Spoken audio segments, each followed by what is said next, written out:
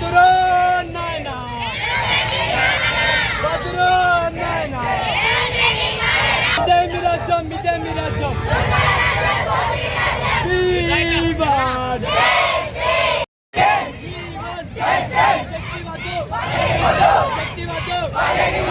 ఇంకా మనము ఇంకా డెవలపింగ్ లోనే ఉన్నాం. అసలు డెవలప్ అయినా ఇట్లాంటివి చేసి ఇట్లాంటి పాలసీలు రిలీజ్ చేసి పిల్లల బతుకులేగా ఒక్కసారి కూడా ఆలోచిస్తలేరు మీరు.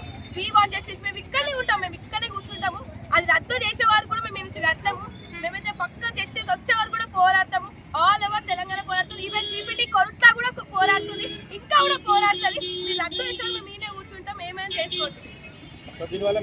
అసలు హైయర్ ఎడ్యుకేషన్స్ కి మేము ఎక్కడో అబ్రాడ్ ఎక్కడో కన్స్ట్రక్షన్స్ వైపు ఎక్కడెక్కడో తిరగాలి, టెక్నికల్ గా మేము చదువుకోవాలి అని చాలా ఉంటాయి. మాకంటే చాలా ఉంటాయి.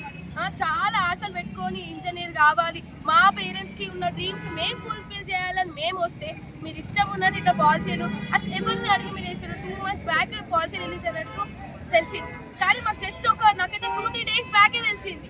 మీరు ఇష్టం ఉన్నట్టు ఎవరికి ఇన్ఫార్మ్ చేయకుండా, టెక్నికల్ ఎడ్యుకేషన్కి ఇన్ఫార్మ్ చేయకుండా మీరు పాలసీ రిలీజ్ చేస్తే అది ఎలా కుదురుతుంది?